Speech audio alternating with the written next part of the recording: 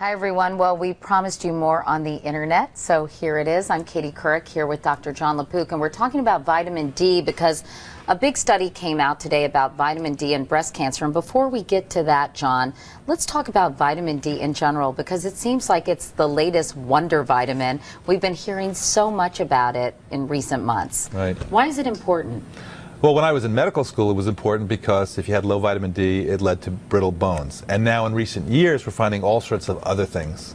Other things like what? The benefits of vitamin D? Yeah, you know, we started studying how vitamin D works, and it turns out that it's important for cell growth, and then somebody found out that it was important for cancer cells to blow up, apoptosis, your favorite word. Cell death. Cell death. And then they looked to see whether low vitamin D led to various cancers, and sure enough, it turns out that people who have low levels of vitamin D have a higher chance of getting breast cancer and colon cancer and maybe even some other cancers. So the big question is, you know, is that just a chance relationship or is that actually a cause and effect? Is that a new study? Because I remember reading something about the sort of the correlation between colon cancer, my area of interest, and lack of milk consumption.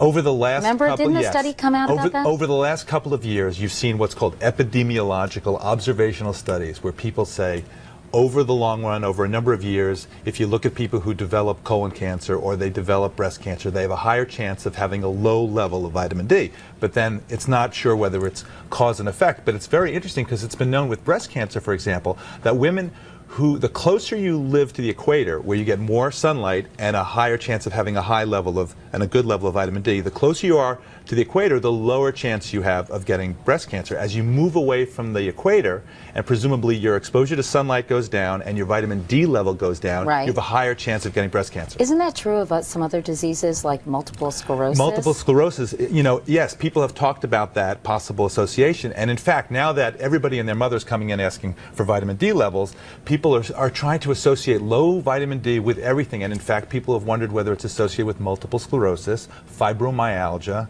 all sorts of depression.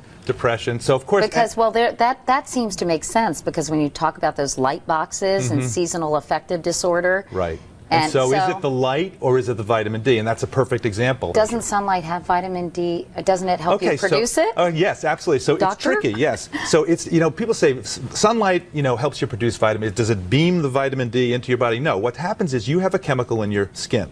And when the sunlight goes onto it, it causes that to turn into an active form of vitamin D. So if you have sunlight exposure, then you can get vitamin D. And right now we're avoiding the sun for good reasons, you know, in terms of not going into tanning salons, and trying to be, you know, get sunburns. But what happens is we spend more of our time indoors. We live in a part of the world where there may be not enough sunlight during, say, the winter months. And because of that, our vitamin D level goes down. All right, so the big question I think everybody has now, and hopefully people looking at this want to know, is what is the best way to make sure you have adequate levels of vitamin D in your body? Okay, so the first thing is sunlight. You can go out, say, and the recommendation, I was looking on the web today and I spoke to a few experts, so nobody knows exactly, right? But 5 to 30 minutes, 2 to 3 times a week from, say, 10 to 3.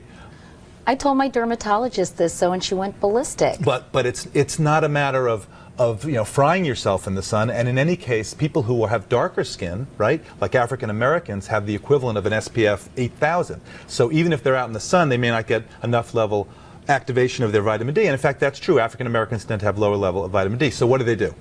You can get it in your diet with fish like salmon, mackerel, tuna. It is in milk. And then you can get mercury to boot. Yeah, I know that we did that other piece saying, as I was reading that, I said, oh, but in the other piece we said everything in moderation, including excess, right? Right. I mean, you can get it in milk, okay, but there's not all that much fortified. There's 400 international units in a quart of milk, and who's drinking a quart of milk these days, especially as an adult? And you know what's interesting I found out today, I did not know this, is that they put in the vitamin D at the very end of the process. So when they make cheese, cottage cheese, yogurt, they're taking out the milk before they add in the vitamin D. So you're not getting extra vitamin D from having those products like cheese. I didn't know that until today. I did not know that either. Okay, so and you then can the get last it from way is food. supplements. And what about getting it from supplements? Isn't that sort of the surefire way, and you don't necessarily put yourself at risk for getting sort of skin cancer Melanoma in a Swedish study has been associated with with being in the tanning salons, and we know that squamous cells, basal cells. The American Academy of Dermatology went ballistic, thinking about anybody recommending going to a tanning salon to try to get your vitamin D level. But we should mention that, by the way, they're trying to market tanning salons now, certain tanning salons, as good places to go to get vitamin D, which is really irresponsible, isn't it, as a doctor? Yeah, even if you were to say, something, if I controlled it and I had a certain type of wavelength and I did it for a certain number of minutes, it would work, and it would be, why do that? It's not a regulated industry. So who knows? Would you send your daughter or son into some tanning salon where you're not sure exactly what they're getting? It's much easier to, number one, get a vitamin D level, know what you're starting out with, which I think is a reasonable thing to do, especially in older people. And number two, there are supplements. Now here's the caveat.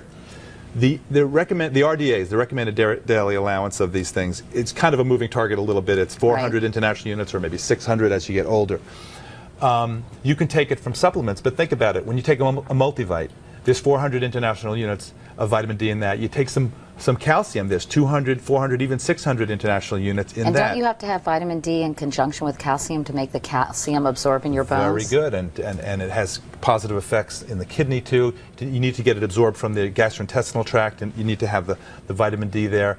And you need magnesium too, so that's why people say to take magnesium, but with their calcium supplements. With their calcium supplements, but one of the Shani Silverberg, who's a world expert today, I spoke to today about calcium metabolism, and she said, what's happening is people are coming in, they're getting a little bit of vitamin D from here, a little bit from there, and then on top of that, you can go on the net and you can just order vitamin D. It's not really regulated, so they're coming in with vitamin D toxicity.